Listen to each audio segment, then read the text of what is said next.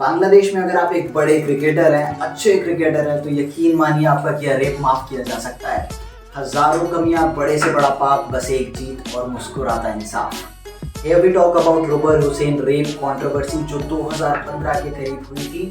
He is the one of the best bowler of their own time with the right arm medium pace and accused by rape.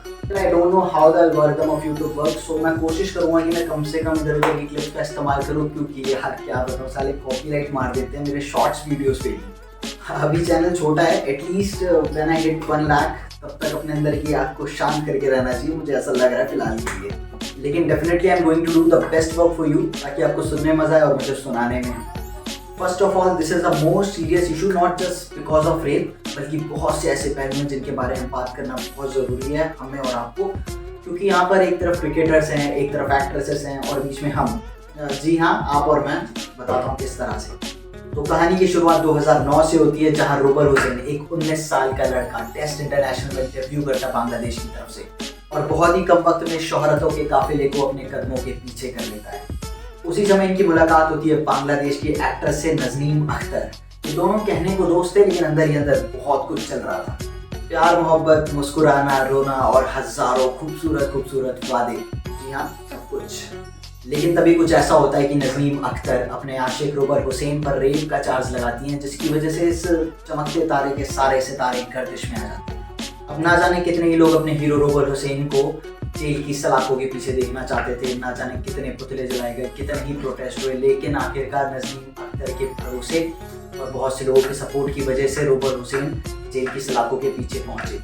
अब जरा रुक कर मेरे नज़रिए को देख लेते हैं, जहां मैं आपको बता दूं कि ये दोनों पिछले 9 महीने से लगभग रिलेशनशिप में थे। और अब आप सोच रहे होंगे कि ये सब जब रिलेशनशिप में थे तो फिर रेप कैसा? तो मैं आपको बता दूं, यहाँ हम सबको बेवकूफ़ बनाया गया है, जहाँ रोबर हुसैन ने नजनीम अख्तर को एक बार और बांग्लादेशी कानून में हम जैसे मर्दों को बार बार, क्योंकि इस रेप एलिगेशन में जोर जबरदस्ती का नामो निशान नहीं है। एलिगेशन ये लगाया गया था कि किया था शादी का वादा और अब निभाने से इनकार है। और यहाँ मैं आपसे पूछता हूँ, क्या आपने अपने आसपास 6, 7, 8 क्लास के बच्चों को देखा है जो आजकल कपल्स बन के पार्कों में या रास्तों में घूमते मिलते हैं? इन्होंने शादी के वादे अपने बच्चों के नाम तक सोच रखे होंगे। खैर छोड़ो, इन दोनों की बात कर लेते हैं। ये दोनों ही जवान हैं, वेल सेटल्ड हैं और एक दूसरे से वादे कर सकते हैं और निभाने का दम भी रखते हैं। लेकिन एक पल को सोचो, अगर इस लड़के का बुरा वक्त चालू होता, टीम में विकेट नहीं मिल रही होती, टीम बाहर निकाल देती, तो क्या ये लड़की साथ देती? एक सेकेंड, क्या पूछ रहा हूँ? डेफिनेटली साथ देती, लड़के साथ थोड़ी छोड़ती है।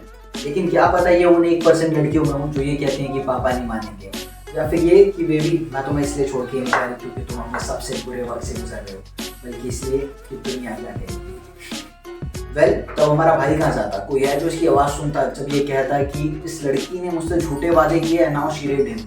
मैं यहाँ ये नहीं कह रहा कि नजनीम अख्तर गलत है, मैं बस इतना चाहता हूँ कि कानून मर्दों के लिए भी वैसा ही हो जैसा औरतों के लिए है। सॉरी, थोड़ा इमोशनल बह गया। Now back to the topic. जहाँ रोबर हुसैन का करियर पूरी तरह से बर्बाद होने वाला था उस लड़की की वजह से जिसके साथ वो रिलेशनशिप में थे, इनकी जिंदगी में बहुत ही ज्यादा खतरनाक और एकदम अजीब सा मोड़ तब आता है जब वर्ल्ड कप आता है 2015 का, और इन्हें अपने देश की तरफ से बेल पे छोड़ा जाता है वर्ल्ड कप खेलने के लिए, जहां इंग्लैंड के खिलाफ रोबर हुसैन ने आखिरी पलों में बांग्लादेश की तरफ पूरा का पूरा मैच मोड़ दिया, जो बांग्लादेश हार चुका था। और ये मैच बहुत ही ज्यादा मायने रखता था बांग्लादेश के लिए, क्योंकि इसके बाद बांग्लादेश पहली बार क्वार्टर फाइनल्स में पहुंची थी। करोड़ों की आबादी अब उस बंदे को हीरो बनाने में लगी हुई थी, जिसको कुछ दिन पहले रेपिस्ट कहकर जेल में डाला गया था, और यही लोग चाहते थे जिनके रंग पल भर में बदल गए। चीजें और भी ज्यादा पेचीदा और अजीब तब हो जाती है जब नजनीम अख्तर खुद मीडिया में आती है और मजिस्ट्रेट के सामने सारे चार्जेस रोबर हुसैन के ऊपर से विड्रॉ कर लेती है, और ये कहती हैं कि वो चाहती हैं कि वो देश के लिए बहुत अच्छे से खेले और उनको इस केस की वजह से ज़्यादा परेशानी ना हो, इधर उधर सोचना ना पड़े और गेम पे कॉन्सेंट्रेट करें।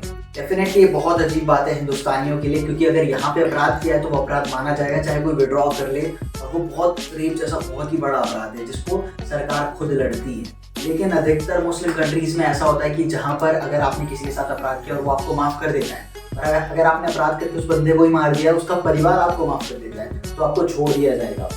लेकिन इस चीज़ का बहुत ज़्यादा मिसयूज़ हो सकता है। मेरे को ऐसा लगता है कि अमीर आदमी तो बहुत कम जेल जाएगा, जो बहुत सारा पैसा है तो। एंड इन द लास्ट मैं आपसे कहूँगा thank you so much for watching. Comment section में ज़रूर बताएं कि आपको ये वीडियो कैसी लगी।